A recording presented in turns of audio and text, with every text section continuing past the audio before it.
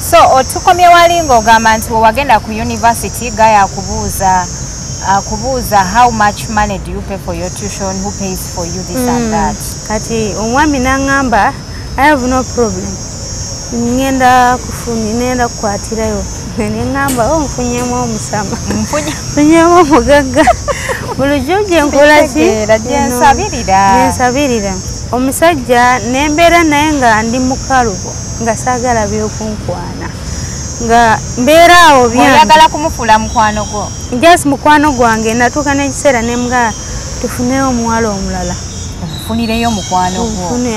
Kale just oba muwala yenna ng'ali fine n'ate alabika Allah teyagikiriza ndowooza Allah yagamba bizibu bino bugenda nze gye ndi that's why nze neekirizaamu saawa eno ebizibu ebyo byantuukako era byantuukako neekirizaamu tinno weebiri era tebigenda kubaayo genda so nze omusajja yansigaamu obulwadde bamuyita Jona era seerabira musajja bamuyita Jona saawa eno akyali mu Canada so era still akyakola ndowooza bintu bye bikoze na simanyi kuba olwo yajjanga musama yajjanga musama mu December yali adeetinzeemu bino ebyokusimu high mwekubira video call and everything by then wali osomerawa? Nali Nkumba. Wali Nkumba University? Yeah, nali Nkumba. How did you meet with Jonah?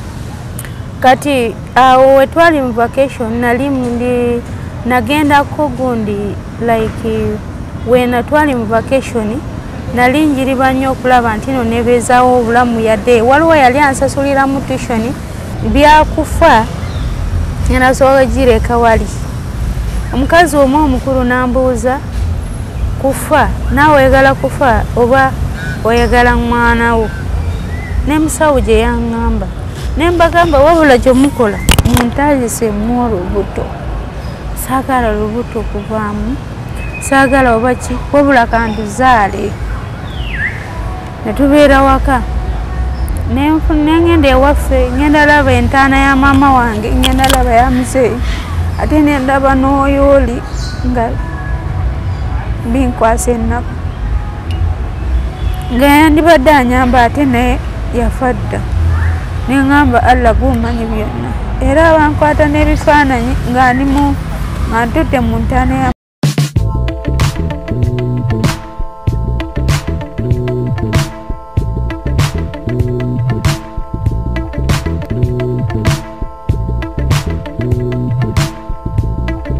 Assalamu alaikum wa rahmatullahi wa barakatuh. Abalungi abali ku HK Media gabulijjo yenze Hadija Kigozizeze kambeerawo kutuusaako ebyo byeyagala olaba. Tuli ku HK Media mwebale kusubscribe nga woba oli mupya ku channel nyiga akagamba ako ka subscribe okubeera ng'otweyungako bulambalamba.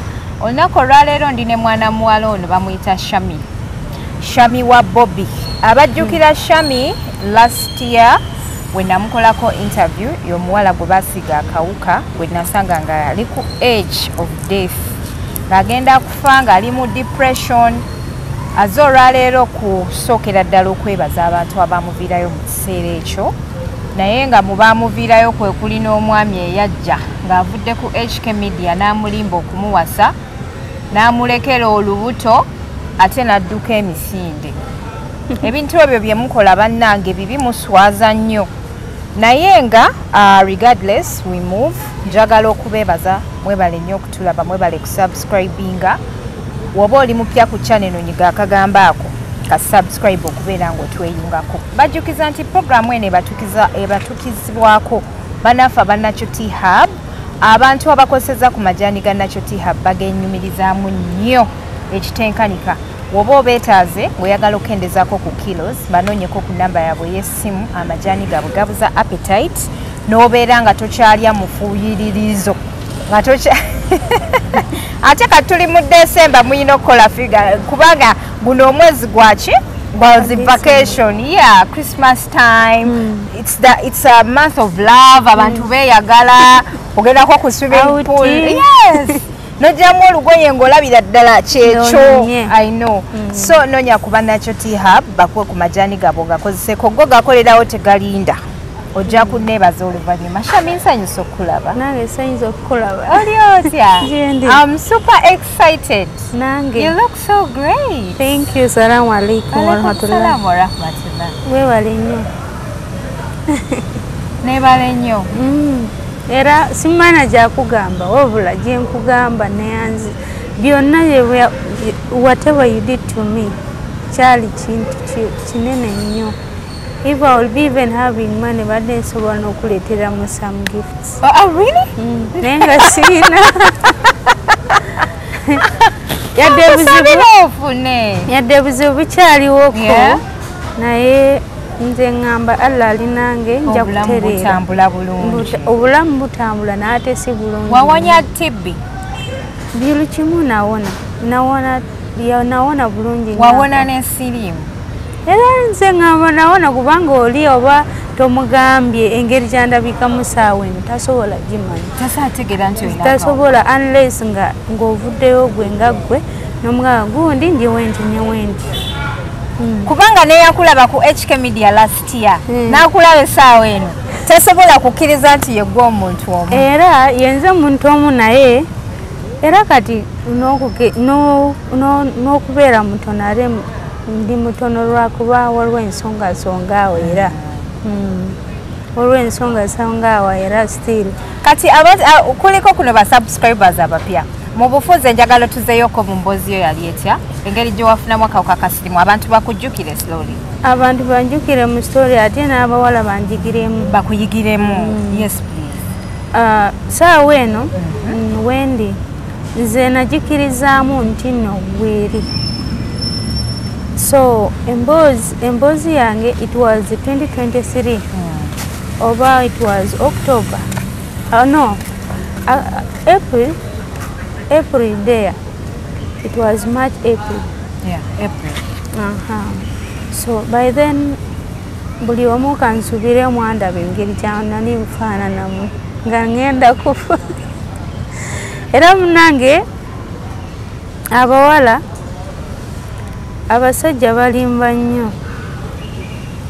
Nze omusajja yansanga nga nina emirembe gyange nga ndi fine nga ndi kale nga neeyagala nga nkola n'okukola n'ava eri gye yava ndowooza ye emize gye yali amanyiira like okukozesaamu abawala babendi n'abakolamu gy'abakolamu n'abasigamu obulwadde n'amala n'agenda. So nze omusajja yansigamu obulwadde bamuyita Jona era seerabira musajja bamuyita Jona saawa eno akyali mu Canada.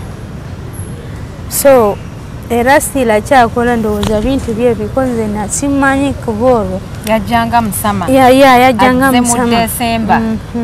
Mwali mudetinzeeko mpozi yali adetinzeemu bino ebyokusimu high mwekubira video call and everything. By then wali osomerawa? Nali Nkumba. Wali Nkumba University? Nali Nkumba. How did you meet with Jonah? Kati awo twali mu vacation nagendako gundi like wena twali mu vacation nali njiriba nnyo okulaba nti no nebeezaawo obulamu yadde waliwo yali ansasuliramu tuition era oyo omukazi bambi yafa this year January. Yafa this January this year. So omukazi oyo yadde yali ansasuli naye yali tasobola kumpa byonna nga muwala waneetaazeeko ku ssente oba kusibamu enviiri oba kukolamu oba bintu ebyo kale bingi. So omukazi yali ansasuliramu tuition nga nange wenjiriba okufunamu bya nyumba because nali nsasuliramu ennyumba hostel yali ya 700 nga baagala ssente z'abendi in time. So nensabako emirimu ku airport nagendayo like I'm going for an intern. Oli nangamba kebe nga intern but I can still see the way forward of getting you a job. Era we namaliriza intern nangamba nedda engeri gyobadde mu intaani era tusobola kusasula musamu kamanyi. So nali nkola mu reception wenakolanga ngujukira abantu bava weeru basama abo baani oli ajja n'eddoola nakugamba soga okwate naye nga sizi mu kamera bino simanyi kamera singa kamera ekukwata kati omusajja oyo just nali nva ku mirimu ng'amaliriza kawungezi ngenda kulinnya baasi okunkomyawo nansanga I've been seeing you ng'obimanyi ebintu ebyo engeri gyabubeeramu njagala hotelu simanyi bikoze bitya bingi era gyanakola nemuwamu ki nemuwamu enamba nemugaa waliwo zi hotelu zaawe Entebbe awo nga bakagulawo gundi Horizons Hotel nemugaa waliwo hotelu empya bakakimala kugulawo you can go and sleep there. Nangamba thank you era nange nengamba yokamu nambuuza wafunyeko byakulya nemugamba sifunye kati ng'omanyi abantu abamu ng'ayagala kufunako afaayo nnyo okumanya nti nno oba let me just do this so that I can get this tutandikira omwo nemugamba nambuuza who is paying your tuition nagamba the person who is paying my tuition at university. Yes nambuuza who is paying your tuition nemugamba era waliwo omukazi bamuyita nsigenda mwogera linnya bakati yafa naye yali ava side za Northern Erila so nangamba how do you see campaigns za Uganda I'm one of the gundi the food soldier nangamba I love no pichivininga muntu ono tufunye omuntu kugenda kwatagana naye so bawala advice mbawa nti abasajja baliwo tulimba era oli asobola kujja bulungi no nakulimba n'amala okuwa like something that you wanted to do to destroy your life asobola gikola n'amala n'avaayo natakujjukira like the same thing that is happened to me that very time if it wasn't you oba n'abalala era saawa eno kansubire buli omu ajjukira nga bansitula nga sisobola kukola kintu kyonna nga kagaari kunsutula kunza munda nga sobola kweyamba sobola kwenaaza era njagala bwebazaawo bonna abampa obuyambi kwebyo ebiseera omukazi yampa emmere ali UK yakumbuzaako omwami eyatusindika eri ku ddwaliro bakukebere CD4 count yo yasasula sente empitirivu nnyo alhamdulillah barakallahu era n'eddwaliro ndoza waliraba gye twagenda Kololo ndowooza yegwe wajjira ku boda wekkakwe kyekiseera era najjira ku boda ne wewala nnyo kumbeerawo kale kyengezaako okugamba nti eddwaliro lyali lya bbeeyi kubanga omwami oyo njagala nnyo okumwebaza it is not good to disclose people's names nga bakugambye nti tonjogerako waliyo abantu abali willing okuyamba out camera nga teyagala namwogerako era gye bali naye ng'ayambye so bambi mwebale nnyo mwebayire ddala abo bensingira ddala okujjukira abo bakola impact nnene nje njagala kwebaza ne brother wange cousin brother yambeererawo ndowooza okyamujjukira oyo yambeererawo n'emikwano gyange abamu gye saagala kwogera amannya gaabwe batabaagala abantu abamu gurupu yammwe yasirimu mwalimu akatabanguko mwamala ne mugijjawo oba mwagirekawo nze nali saagala nnyo binkyankalanya like nali nkyalina stress kati waliwo abantu abanoonyamu entalo zaabwe kati ate nze nali saagala ntalo nga saagala nnyo okuyingirira mu ntalo z'abantu nga tomanyi muntu kati nga nze yinza okuba tomanyi empisa zange deep oyinza okuba wakasanga omuntu n'akulaga nti I'm very fine today but tomorrow tomanya nti no enkya n'akulaga first day I'm very hard the second day I'm good kati bintu ebyo byaliwo ebityo but for me Unfortunately, I just lost my phone. Wabula savaamu, but I lost the phone. Okay. So otukomye wali ng'ogamba nti wagenda ku university gaya akubuuza how much money do you pay for your tuition, who pays for you this and that. Kati omwami n'angamba I have no problem. Ngenda kukwatirayo. Nengamba nfunyemu omusama. Nfunyemu omugagga. Bulijjo gye nkola ki? Nsabirira. Omusajja nembeera naye nga ndi mukalubo nga saagala by'okunkwana. Nga mbeera awo byange. Oyagala kumufuula mukwano gwo? Just mukwano gwange natuuka n'ekiseera ne mga tufuneyo omuwala omulala. Ofunireyo mukwano gwo? Kale just oba muwala yenna ng'ali fine n'ate alabika Allah teyagikiriza ndowooza Allah yagamba bizibu bino bugenda nze gye ndi that's why nze neekirizaamu saawa eno ebizibu ebyo byantuukako era byantuukako neekirizaamu tinno weebiri era tebigenda kuvaayo era waliwo omusajja omu oba njogere ku linnya abeera nnyo ku TikTok era wamukola n'interview. Mr. Lucky? Ava ku Lucky. Ne Lucky. Ono gundi. Modern Music? Modern Music. Modern Music tandabangako era nsaba amusinkane. Njagala just ansinkane. Yakola ki Modern Music? Modern Music nali ndi awo ku ssimu olumu nampeerezaamu message ku WhatsApp. Nambuuza mukwano oli otya? Ne mugamba gye ndi. Nangamba obuzibu ebyo byakutuukako entya era ne munnyonnyola ku typing.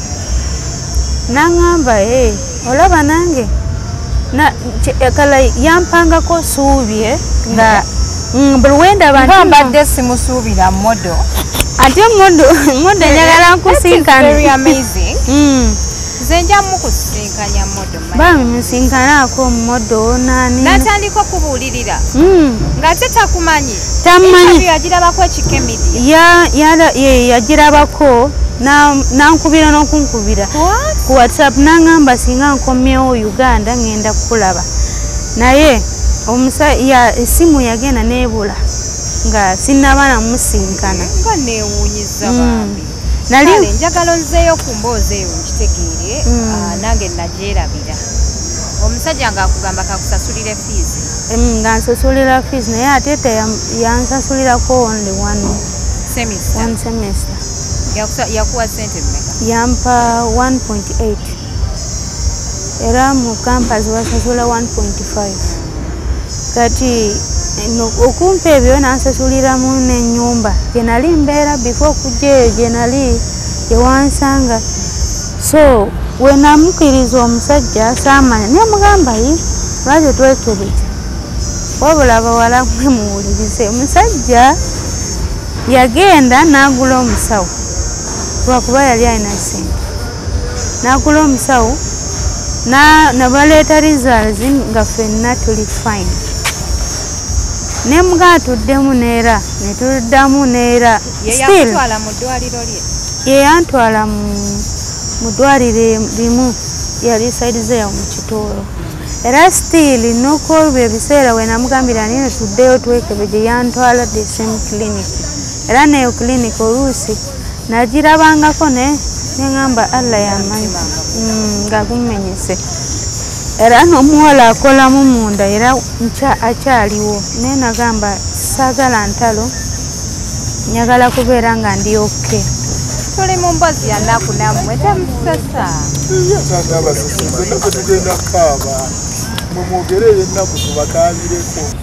mwebale nnyo okuvaayo abantu abalina akawuka n'ogamba nti nze kaveeyo njogere nsharingeko story yange eri abantu okutaasaako abalala n'okulabula abaana abawala abalala. Ndabye abawala bangi nnyo abali mu age yo nga bavuddeyo bambi najja n'atubuulirako ku story. Waliwo ne Guy lwakuba nti nalinamuko omuzannyo mu interview ya Guy oyo nga mubuuza ebibuuzo nga mubuuza kino mubuuza kiri akana n'akataano. Nalaba mu comment section abantu bawandiikawo nga bagamba azanyire mu interview, but his interview was really very nice. Gayo yali yagulawo group ya muyasiri. Oh no, Miki simanyi ani. Mumanyi erinnya. Mumanyi ne face naye erinnya lye kale just livudde mu mutwe. Tubadde tukyeyongerayo ne wabawo wano ba comedian abazze okutusumbuwa naye bavuddewo ne bagenda. Ogambye nti oyo omusawo akyaliyo okweri eddwaliro. Gyali mukazi muwala. Kale singa wali olina proof n'ebipapula byonna bye byabawa nga tewabisuula oyo omukazi waali mututte ne bamusiba obulamu bwe bwonna. Wabula gye nsobola kugamba bambi Khadija omanyiza nkuyitira kati sister wange. Sisobola kunoonya ntalo saawa eno wabula gye nfaako.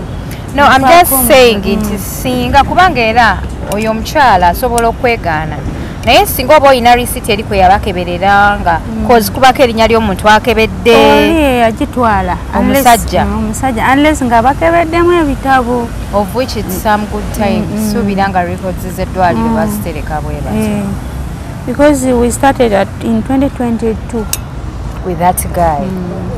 It was really like something long nange nagirowoozaako but nagamba Katonda naye Katonda ajja mugabiramu ebibye nga kati nyumiza omukyala abakebedde abawadde results eziraga nti toyina sirimu n'omusajja mulamu ne mugenda ne muli ebintu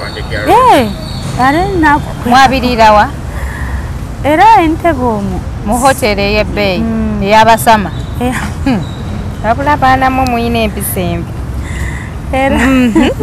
eno tubeera omwo awutuwa nantwalako wonna mmotoka ye nga nfaako kale kumbe yali anfaako ng'amanye kati we namala kwebaka naye like that first day seewulira bulungi immediately like in the morning your soul did not feel at peace. Yes.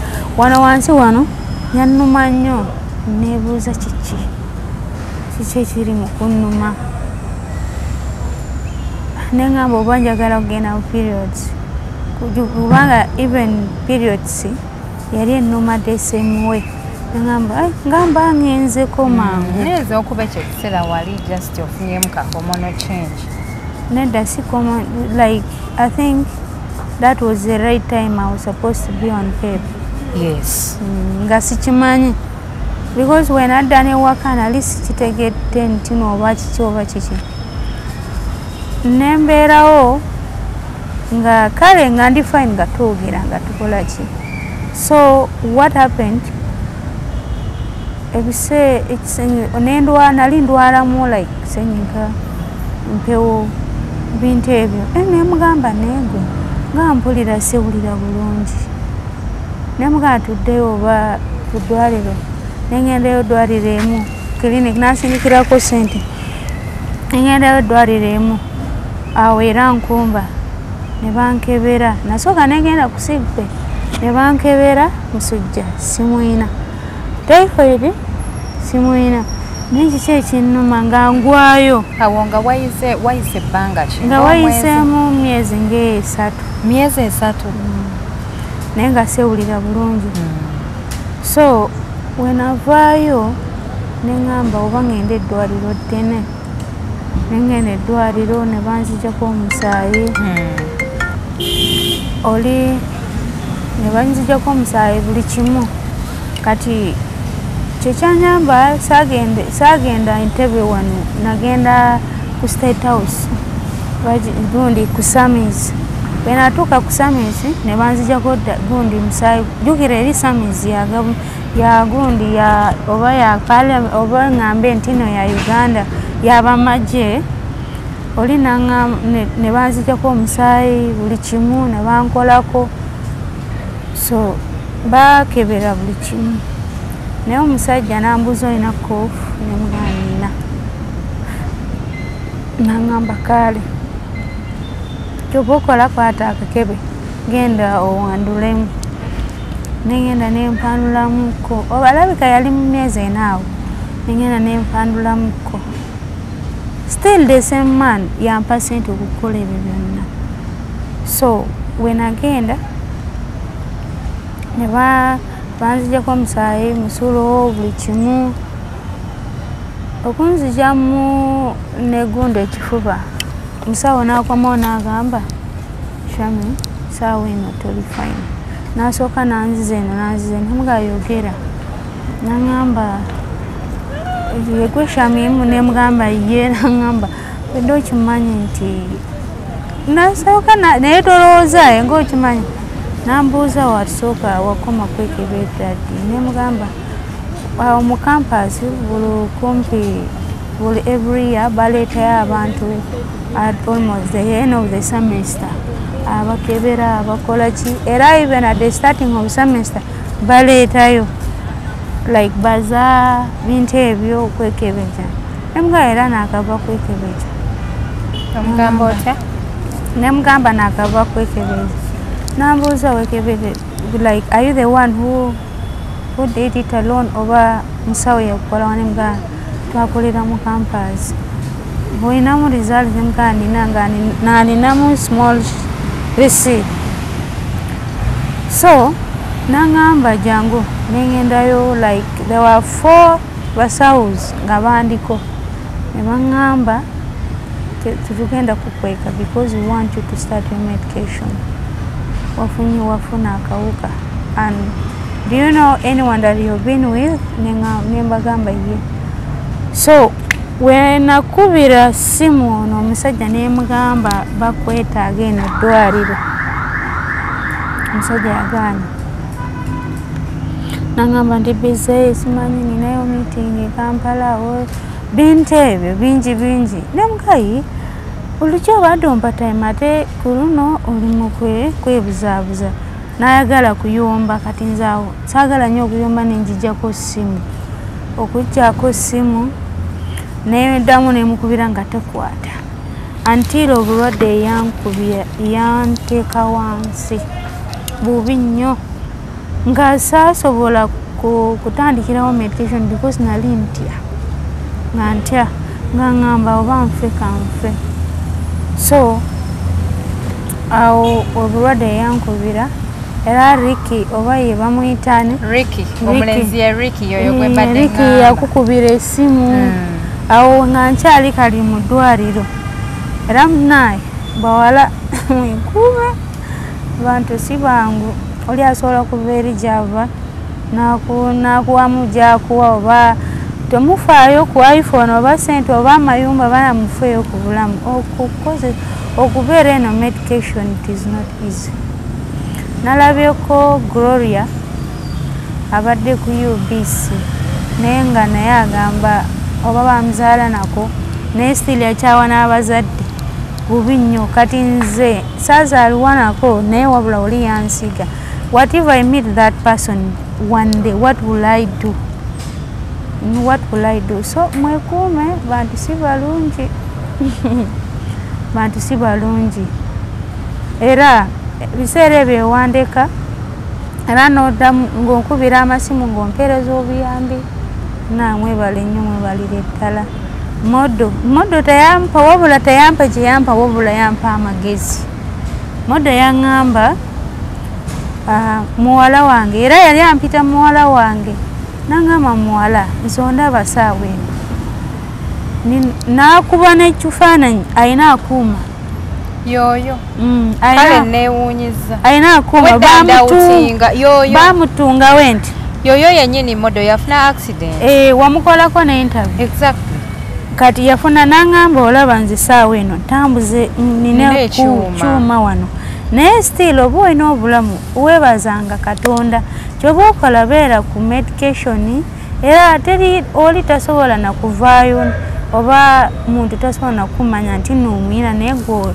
beera nga naŋŋamba weekwase mu Katonda kola kino naŋŋamba singa mankomyewo Uganda ng'ayogera nnyo ku bya luxury era nze mwagala nnyo bambi kale neewuunyiza modo yakuweereza story yo yakwata ku bantu bangi kuba modo ye muntu y'omu oba omwogereddeko bubi oba omwogereddeko ki gwomanyi yasigala nga atwala ebintu bye byalina okukola mu maaso era modo njagala nnyo omwebaza si modo yekka naawe n'abantu bonna abambeererawo abasajja bankubiranga essimu nga bakunsaba nga baagala kukwana kyokka bye biseera ng'olina mulwadde nnyo ekisusse banaye abasajja tebalina kisa era tabalina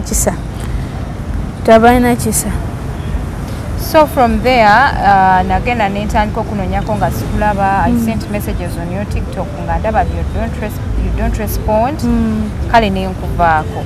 I was really very happy okulaba nti wankubidde neŋŋamba Hadija actually ate tewankubidde jjo oludde ng'onkubira lwakuba mbadde siina budde. Era nagitegeerera oba ngimanyi. Era we waŋŋambira nti nno nja kukubira nange nentwalako time kubanga nagezaako okunoonya namba nga still waliwo era tebitambudde bulungi awo. Naŋŋamba omuntu wange ono omanyi omuntu nga yali akuyambyeko tosobola kumwerabira because tomanyi ate enkya. That's why nze omuntu yali anyambyeko sobola muyisaamu amaaso. Sobola kuba nkimanyi n'enkya era still ngenda beerako n'ebizibu endala anyambeko oba kebe nga 5 oba 15 asobola kuyamba. Era tolimbye yadde n'akamu. So ogambye nti olinamu obuzibuzibu. What is the problem? You're pregnant? Now how did you meet this guy? This guy, that is emboozi gye nali njagala era kuteekako. The same thing. Nakugamba abasajja nga bansaba ennamba yo nenkugamba a lot of men are going to call you. Naye bagenda kukwana, they are going to use you bakulekaawo. Oli teyandekawo awo saawa eno wabula kikwasamu ennaku naye kanjogere. We twakola interview waliwo omuntu omu abasaidize ewaffe era tuli kumpi naye ewaawe wano kumpi almost the same village naye nga ewaawe ogendako katono oba from here up to somewhere sina kilometers ziweramu like 5. Twasomangako ffenna from primary ebiseera ebyo nga mbeera ne jjajja wange nga tanafa because yafa 2021. Omusajja twefuna era nga we are in the same group buli kimu ng'akola lawyer. Lawyer? He was a lawyer. So nangamba Shami nange the same thing happened to me. Nange nali I am sick. Nange nali ninako washuga mami bichi. Era nembeerawo nga ndi frustrated. Wabula nemugamba alabika sigenda bikiriza bikola. Nangamba Shami njagala tubeere ffenna. Good enough we speak the same language. Kyenkusabako njagala tubeere ffenna. Hadija nensooka nebuzaabuza neyitako oyo cousin brother wange netwogerako naye neyita n'emikwano gyange mirala era omusajja n'akkiriza netugenda n'ewaka kati nemubuuza oyagala kugenda ewaka ewaffe ani kuba ye maama teri taata teri ate jjajja yandiyambaddemu gomasi tali kati yafa kati what are we going to do? Nangamba njagala kulaba abo abasigala ate naye nga abamanyi kati netugenda ewaka. That was Feb this year. Netugenda ewaka Feb netukomawo nentandika ate byakwiribanga ng'obimanyi byabaserebu netandika ate Pefe busi yali ayinako concert nemitinga ate n'oyo nangamba concert biki nga bino just amanyi like amanyi nga twali ffenna mu campaign nangamba ninayo concert wadde nsabako abaana oba okufuuka group leader from Entebbe. Nembeera netutandikira omwo so mwezi gw'okutaano oba 6 egwayo ndowooza nenfunamu olubuto still nga nkyali naye kuba eri ennyumba gye nali gy'omanyi yanzijjayo n'antwala ennyumba nga nyumba era nga ng'obimanyi muntu ng'alinako ssente ze butonotono nakulabako nti n'obadde eri ennyumba eya mutwalo 10 n'agamba kankutwaleko eno ennyumba endala ne tubeera ffenna nga tuli basanyufu nga tuli biki nenfunako olubuto n'andeetera ne cousin sister we nembeera naye nga musajja akola avaayo ku mirimu oli otya akubira amasimu gyendi bikoze bitya bintu bingi awo. I don't know if you understanding my story. Yes. So and I can't judge you. Yeah, because omanje nali nfaako nali ngamba ku nsi eno alabika sigenda kuzaala era mode yemu yaŋŋamba ani akugambye ogenda kuzaala abantu balwadde ogenda kuzaala nampa kale amagezi nga muntu yenna nga maama wange yandibaddeyo nampa ki magezi naye lwakuba esimu yabula nasaddamu mulaba era singa osobola musinkanya bananyamba njagala mulabako kale sorry ne ndowooza ne Hajjati obaani Hajjat Kuruthum noyo naye mwagala because alabika yankubirako simu lumu oba gwe wamuwa namba nze yamuwe namba yakubira Hajjat yankubira naye simu nate simu bannange yankola simana kumanya simu nebula kata connection nebula kuba yali aŋŋambye ayagala kundabako era Hajjati wendi wano era waliwo n'obuyambi endala wenjagala yakutwalayo ewaja so nembeera n'omusajja Adija ndi olunaku lumu twali basanyufu nnyo n'aŋŋamba Shami ewaka bampiseeyo tulinayo family meeting so what I want you to do kwata zino ssente saagala mwogerako mannya kubanga munnaayo bizibu bingi n'aŋŋamba Shami kwata zino ssente genda wa gundi kaŋŋende ewaka naye nkwatamu ssente n'aŋŋamba beera kuba nali nina cousin sister we nali ne cousin sister we ng'anyamba nga lubuto jjukira lubuto nga luto ekusumbuwa nnyo nga nina early morning sickness nga saagala kulaba abantu nga saagala kufuluma aweero nga saagala kale oba sikola na mirimu sikola kintu kyonna muganda we ng'anyamba so yakwata ssente $3,000 n'aŋŋamba I'm just going home for 3 days kwata zino ssente mujja kukozesangako gye mwagala cousin sister we yali ayagala kusiba nviiri era ne one of my uncles eyeeyita uncle wange kale nze muwa kitiibwa nga uncle yaliwo n'aŋŋamba kwata zino ssente enkya oyo agende mu salooni ate gwe oba naawe oyagala genda mukozesa ezo ssente for 3 days until I come back nendaba obulamu nga bukomyewo Adija buli kimu kale since the day I started staying with him like nafuna nnyo bulamu nga asobola okutwala out era walabangako n'ebifaananyi ku TikTok nga embeera egenda nga embeera yakyukira eddala ng'alina munene nga sikyabijjukira nabiri byamabega so nga mpamu respect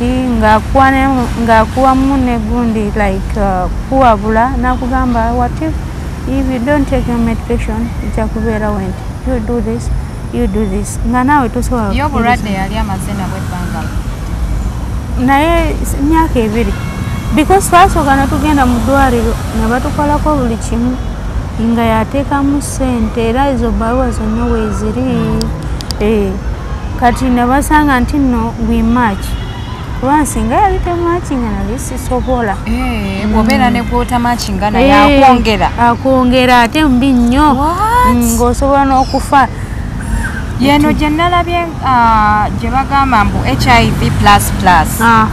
Ebyo oli osobola musanga omuntu ng'alinamu HIV virus ekanga nesirimu AIDS nga teriiko ate n'omusanga oli n'akuwamu HIV and AIDS n'ogigwamu ate awo yateekamu ssente bambi simunenya yateekamu ssente musajja wattu yateekamu ssente ani ku mwene yali asinga munne omulwadde nnyo ate oli yali tosobola namanya yali tosobola namanya kitegeza yali ali bulungi kusinga yali bulungi ate okusinga nze nga ndi awo just sikyamanyina byensiika ndaba bulabye kati buli woyita ku kkubo abantu bagamba si ye muwala yali gundi yali ku TikTok si ye muwala ali ku TikTok naye wabula nenkirizaamu nga nze neŋŋamba tegenda bwaawo ate saagala kuswala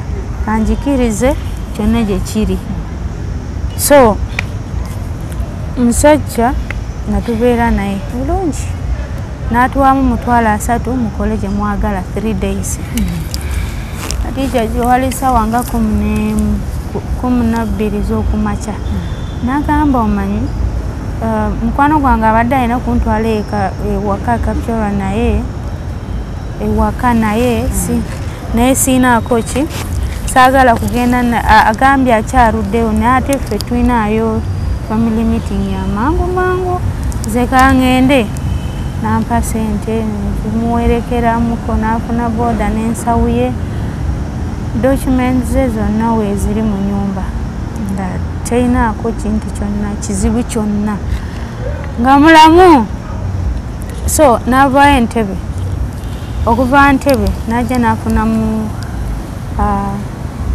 YY coaches kundi YY oba bakiyita batya drones ezigenda Embaale kati kuvaawo olina kuviira ate Mbaale kufunayo endala paka ewaka Khadija yali saawa musajja yatambulamu saawa 12 z'okumakya saawa 2 yali Kampala wano n'aŋŋamba Shami engeri kyandimu bwangu saagala kutuuka kiro kati njagala kutuuka emisana saagala byokutambula ekiro ne mbwa it's okay bwetambula tambula bulungi kuba yali akuba amasimu buli dakiika ntuse mukono ntuse wano ndiya gwali saawa nga 8 ez'omusana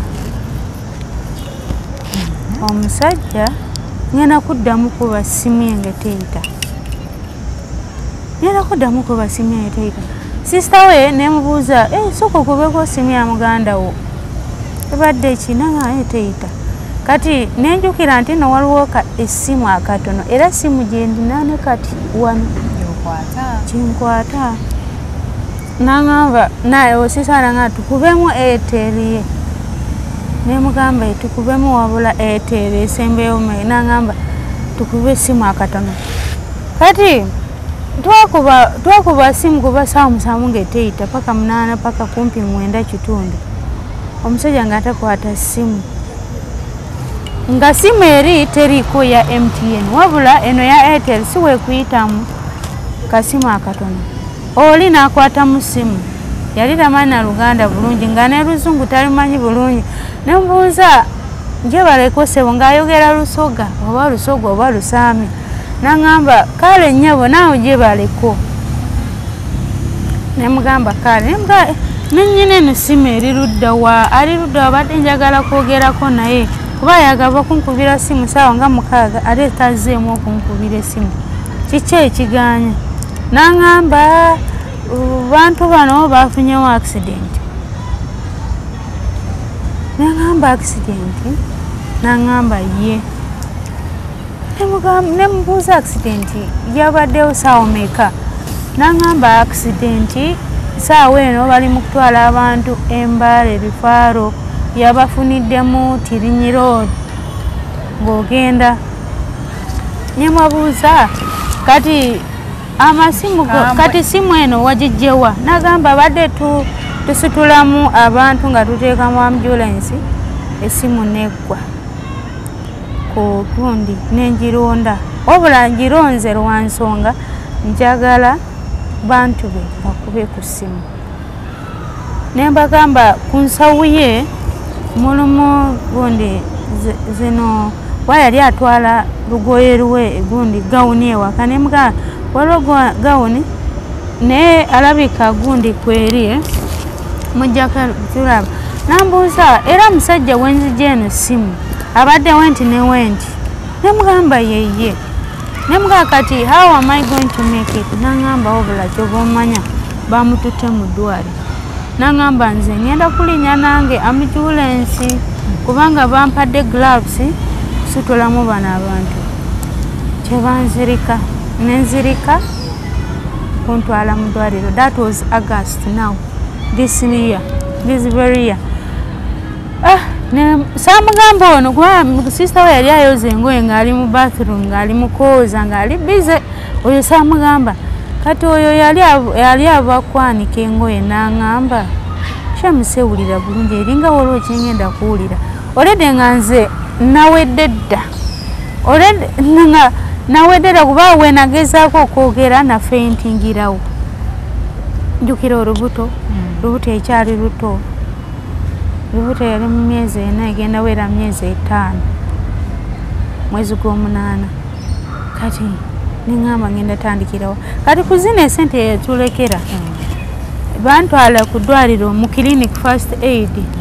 Neba wa clinic nagamba sijja sobola ono muwala wabula mumutwale rifaro. Era ne documents nzize nazo. Netugenda ku rifaro Entebbe. Ne bankebera buli kimu wabula sawa ate 12 z'akawungeezi. Nenfunako simu ku muntu omu nankubira simu naŋŋamba Shami baawa afudde. Adija nakaaba nze oba sikyagala n'okaaba nnyo kuba buli wendowoozaako nkaaba. Awo ate nenziramu nenzirika bubi nnyo. I'm so sorry. Don't cry. August 23. Era kati ninamu ekiri nti nno olaba ayinza okuba Mukama amanye ensonga lwaki ate yateekawo embeera wabula kinnuma ne lwakuba mbeera mu bantu nengumiikirizaamu byempitamu. Kati obankubira amasimu waliwo omusajja omu yali mu ddwaliro dokita nemugala dokita awo neddamu nenfenia banteekako oxygen. Sister we bambi tayanvaamu kazini we tayanvaamu n'akatono. Naŋŋamba Shami jjukira wafiirwako maama wo tomumanyi wafiirwako taata wo oba ne jjajjaawo wali omwagala nnyo kuba yali amumanyi. Naŋŋamba omanyi toddamu tokaaba guma. Nebuuza omuntu omu yali aza okunsabira nemubuuza naye lwaki Katonda nze buli kimu kino kijja oba ng'oyagala kuterera ate n'aleeta kino. Nemubuuza omusajja yafiiridde mu saati eya redi abadde nakubo. Naŋŋamba ye era singa tunoonyamu ebifaananyi lwakuba saagala biraba saagala ate kubirabako nze nja kusindikira ku simu kubanga yamukubako wano. Naŋŋamba nebakuba ate esimu ng'ali mochari ne bandaga ate ng'ali mochari. Wabula sister we gye yakola nze natambula kutuuka kumpi ntuuke ewaka gye nzaalibwa ne night place. Jjukira tuli basiraamu ffenna nga kuziika balina okutumutwala muziikako. Jjukira omwana bali balenzi 2 bokka kati abalenzi 2 esikaddeyo omu ate maama we mukazi era myaka gigenze tasobola kweyamba kati ono yabadde alina omumuyamba kuba taata we yafa. Adija netutandikira awo ne parkingamu ebintu oyo muwala n'apakingamu ebintu nga nina kanula nga yena seetegeera kubanga wenava awo mwali muvuddewa Entebbe nga mudda Kampala kufunayo emmotoka okutwongerayo Mbale paka kati maiti bamugye mochari bamututte ewaka omuziika kukolamu enteekateeka because twali basiraamu nga tasonga obimanyi byabasiraamu. Wabula gye bankwata mu simu nemugamba omuntu omusaawa 12 kawungeezi wenda nemugamba nembagamba because yafa leero enkeera nga enkundi yafa leero ffe enkeera nga tutandikirawo ku macanyi. Kadija nga tutambula tutuuka e Kampala nga nseetegeera just gye nategeera namubuuza muganda we ne mbuuza okyalina ku ssente n'aŋŋamba nina nambuuza oyina nambuuza Shami enjala ekuluma ne muga njagala byokunywa jjukira nga early morning sickness oyina kukozesa medication oyina kukola kino ne mugamba wabula kyoba okola nfuniraayo yogurt nenywamu yogurt yankwata olubuto tutuuka Iganga embeera ate neetabuka nnyo motoka neyimirira nabanyongeramu amazzi gagenda paka ewaka wenatuuka ewaka okuntuusa weyali nali sikikiriza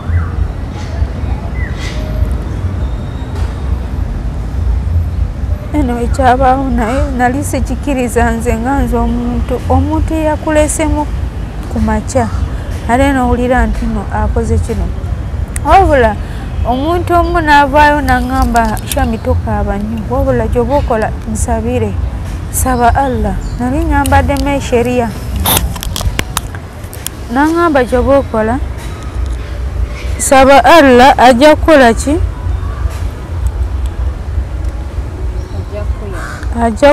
ajja kugumya ngenda laba wagundi netubeerawo kuziika gwawedde twatuuka saawa nga 6 z'emisana kuziika gwawedde kolo olunaku kuba omanyi omuntu nga bamaze omunaasa tosobola muddamu omulabako netusaala era nagezaako nnyo nesaala gebe nga abakazi tabasaaliramu gundi abasajja nga omusajja amaze okufa nagezaako nnyo kati bwe nakola ekyo neŋŋamba Allah kati gwomanyi gwoli mu bulamu bwange saawa so bwe bamaze okuziika ne tubeera awo naku nga 3 naku 3 nembeera netuusaamu meeting neyitamu abantu bange abasigalawo nembagamba wabula nali ne mutabani wange naŋŋamba gwe tukumanyi oliwa wano waffe nembagamba era naye wabula ekyo kyo kyaba kalinga ng'obimanyi ebigambo busobola kujjayo gwe gundi oba gwe waleese n'ebisiraano obutegedde ebyo ebintu ebyo kati nze abantu abamu si famire yange wabula abantu just abalala ng'obimanyi abantu so etwabeera maama we naŋŋamba mutabani wange nali manyi tatugambangako nti nomuwala omuwala ali lubuto nemugamba nemugamba olwo tabagambangako wabula abadde ajjawako kubagamba tinno kiriwe nti newe nti wabula unfortunately tatuuse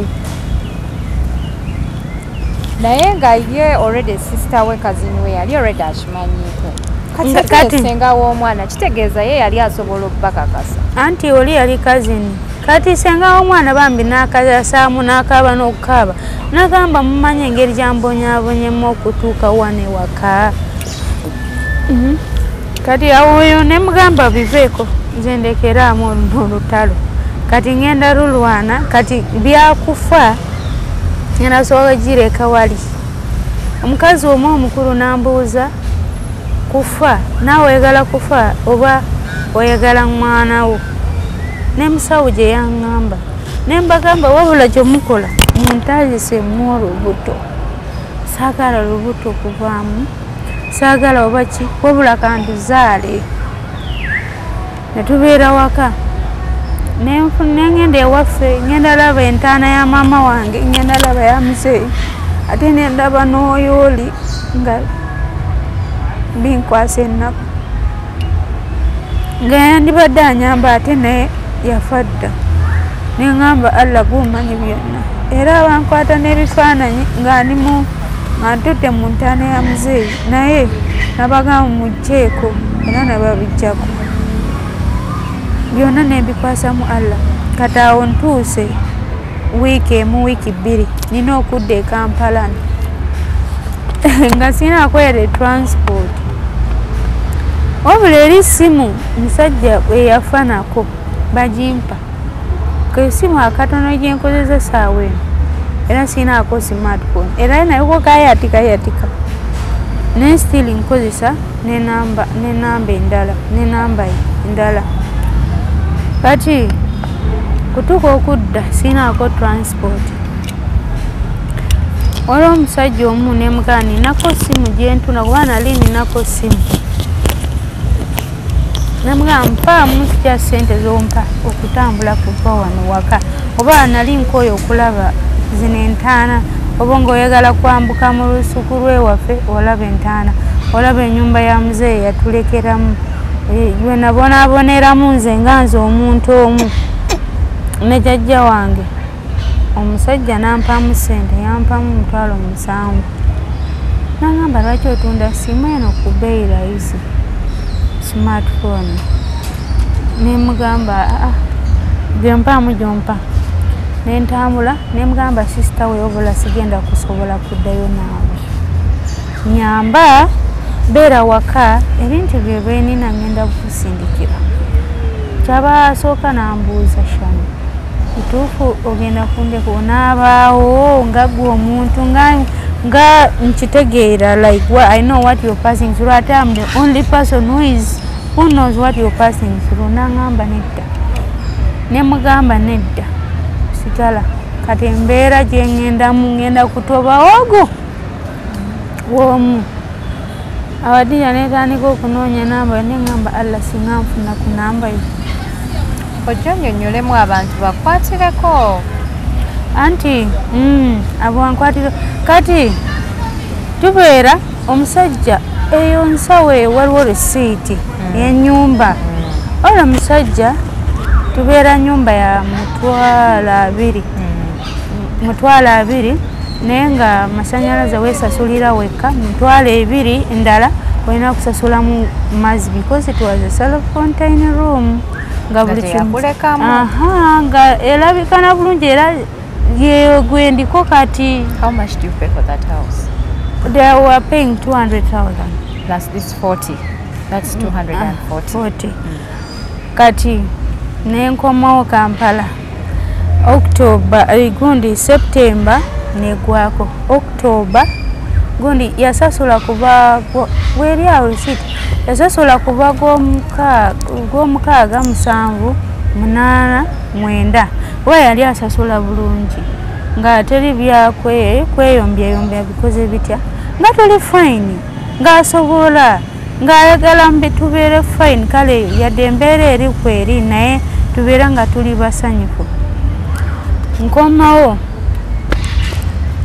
nawe natuuka mu nyumba nensirika neeraba ku ngato ze za buno byabalowe bwambala ne masuuti nengamba ngenda tandikirawa era napaakingamu bikyali mu nsawo napaakingamu ne documents ze zonna nga bulu nenjogerako ne maama we njogerako ne maama we naye maama we bambi ye tasobola kunyamba kyo kisobola kulimba singa ate tusobola kuba wano paka eyo tasobola ati nembeeraawo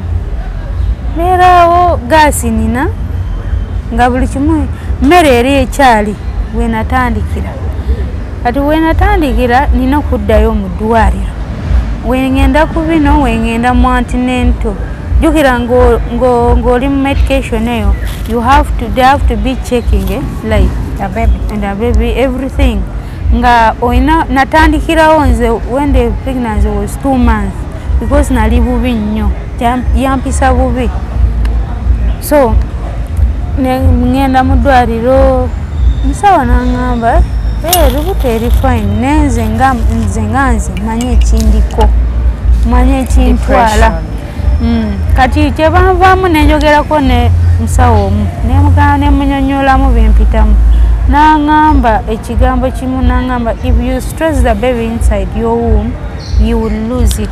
Do you want to lose a baby? Nemugamba no, I don't want to lose my child. wabula kyensaba njagala ono omwana kubeera naye netwogera nankolako nenkoma waka so obuzibu bwempitamu saawa eno ebingi. Apparently, what do you need? Apparently, what I need is Adija simanyi na gye nkugamba nnaatera okuzaala naye toyina yadde akagoye k'omwana. Simanyi kati kankugambe simanyi we ngenda tandikira okugulamu olugoye lw'omwana. Nze gwolaba wano Adija landlord antwalagana yankozesa ndagaano ne chairman nangamba on 7th of this month nina kuva mu nyumba ze, nina kuva nangamba nkuyambye nnyo because baawo yali asasula bulungi wabula gyenkukola gyenyagala bya masanyalaze n'amazzi saagala osasule sasuliraako biri nedda amasanyalaze nze nesasulira wabula water biveeko nze agenda kukwatira. But the only thing is pay my money for 3 months. Receipt kweri omwo kati olunaku weyajira jukira amanja kati October, November, those are 2 months plus now this one. So sometimes yajja ne chairman agajja ne chairman murundi ena nga walekana wakola ki namugamba banana now manye ebizibu bwenina. What do you want me to do? Wetwaikamwe engatto zo nti if I was your daughter what will you do? Nowulira nti no your daughter is like this ate nawe nga tolinamu sente what will you do? Nenkaaba nali nsibya ne taweri nenkaabira ku mulyango sajja n'amala n'addayo nengamba oba ntandigirewa. Nze nkutegedde ensonga yo naye nja kusaba abalungi abali ku HK Media bakuviireyo asobola okubaako nekyakuyambye akuyambe mu ngeri anyambemukko because akolereyo ku shopping naye ze kyensinza okulaba mu bino byonna wetaaga omulimu.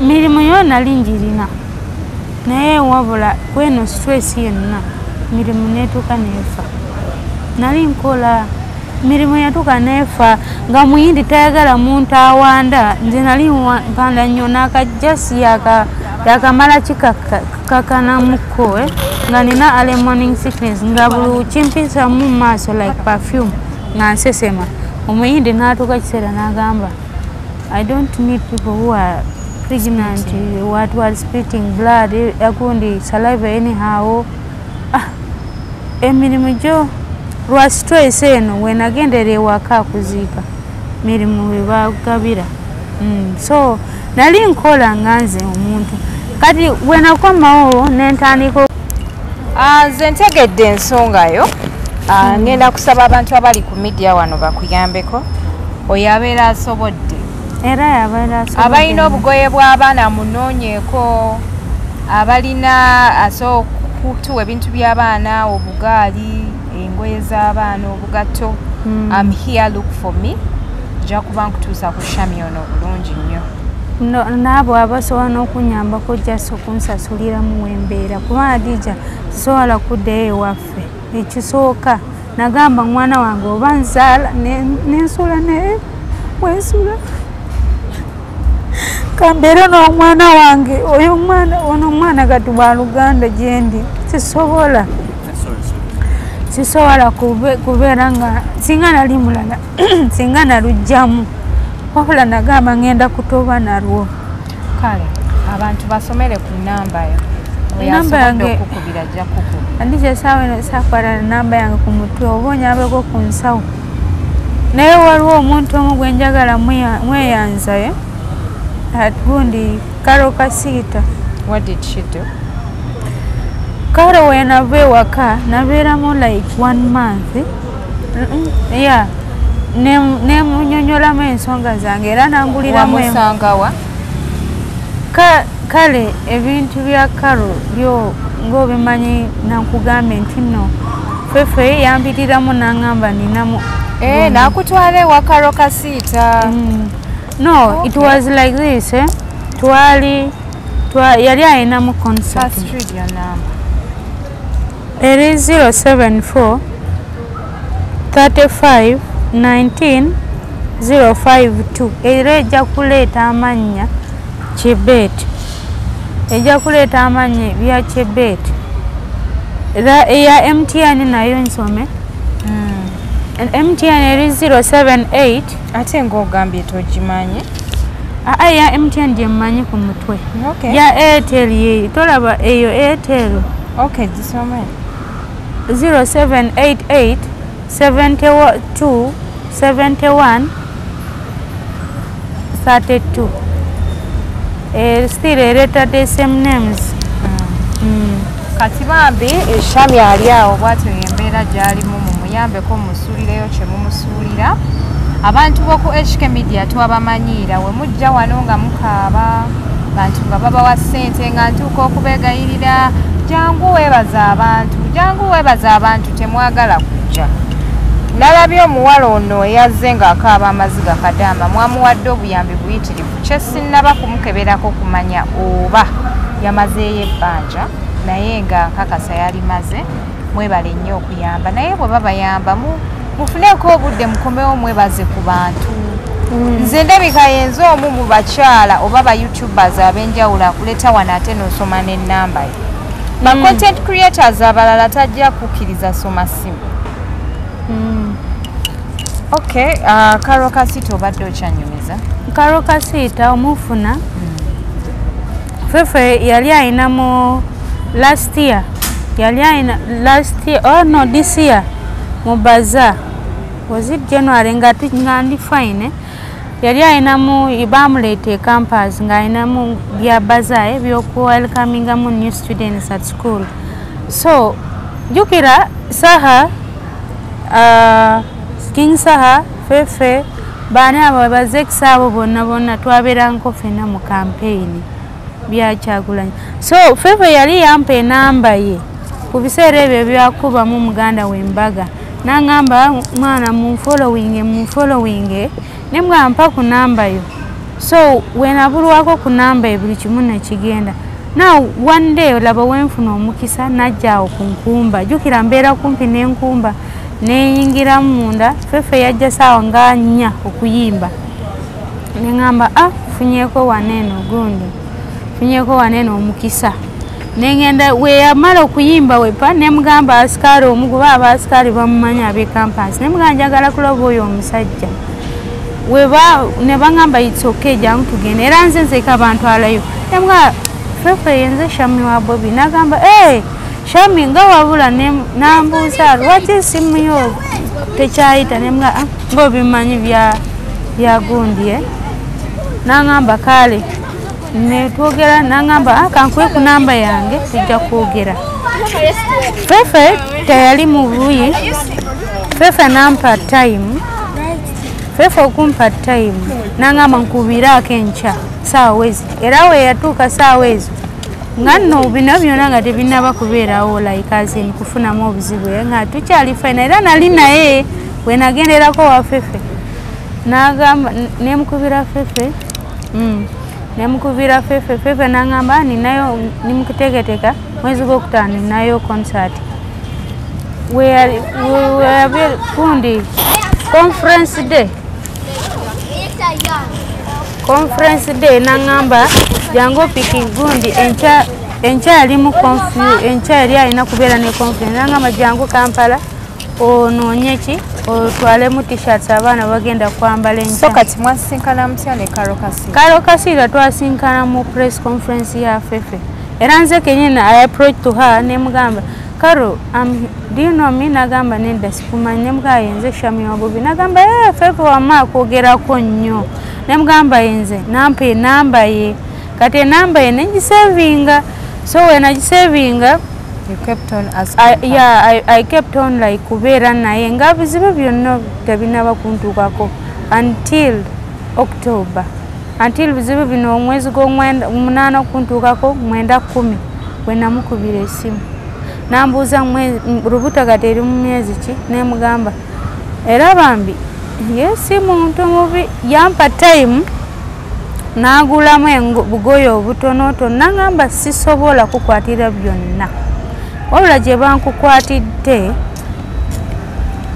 kyebyo nemuga it's okay nagulamu ebugoyegoye z'ababebi nambuuza kati kiki ekibula nemuga baby show bintu ebyo mama kit ng'omanyi byaddwaliro ng'ogenda kuzaala some upkeep ate nambuuza ate ennyumba nemuga n'ennyumba namuuza lwaki tonoonyeyo wonna wa kamera nemugamba nja kunoonya wabula ninayo omuntu wange omu weli ankolako wabula saagala ate kugenda mu kamera zete endala nga si yeye awo enakukubira ku simu naye nga wali bize muko n'oŋŋamba nenkwamu time so naawa engoye ezo kuva Kampala wano paka Entebbe bodaboda n'asasula bodaboda n'atuusa engoye wendi. Thank you so much, Carol Kasita. Omutima omulungi already gukulabika. The fact that you're even a mother, it's a plus. Bambi amwena abayambyeko Shamim akyetaaga obuyambi obulala kati ate alina ekizibu ekipya. Yafiirwa omwami ate n'amulekera olubuto. Kyokola ebintu bya Katonda bizibu. Ofuna sirimu ate n'ofa accident. Okitegeera kwegamba ebintu bya Katonda bizibu bannaye temuzanyira ku Katonda naye regardless we move wena afunye ekyofunye noonyaako nja kutuusa ku Shami asobodde omufuna ku nnamba y'essimu alhamdulillah obeere ng'omuwaayo ky'omukwatidde. Programs zino zibaawo okuyambako ku bantu abatasobola naye ennaku zino njagala abantu abalina ensonga ezirimu ebbumba temujja wano n'obuboozibozi nga bwe mubadde mukola this year nga musaba abantu obuyambi. Njagala omuntu nga ddala yeetaaga obuyambi, omuntu nga yeetaagira ddala obuyambi ekisembayo nga bw'olaba omukyala ono nga bw'olaba omukyala gwe nali naye wali ng'akaabo kamala. Abantu be batyo bwe njagala okuwulizaako omwaka guno ogutandise. So bambi munoonyeeko tukwasaganye ekintu kino tukimalirize. Nze HK Media Hadija Kigozi. Naye kye njagala nkugambe njagala oyo modo kubaye olaba engeri gyandabika modo gyamufuna tutwayo naye kasibula abantu fonna oba ndeetemu risiiti abantu bakakasemu byenjogera abantu bakumanyi risiiti yo bambi ndirina ne documents nzirina eza ddwaliro era olubuto tululaba kyogala tetukulaba era mundaba naye basi njagala nnyo evidence wabula saawa eno ate saawa eno landlord yaŋŋambye he's only giving me up to 20s this month. He wants his money. This is a month of giving. It's a month of love. I know people out there will come out and help. But to take your video to love it, you're not interested in helping you. Era nange njagala okupeeyo waka okuground. So bannange mutukirize tubasibye olunaku lwaleero yenze Hadija Kigozi.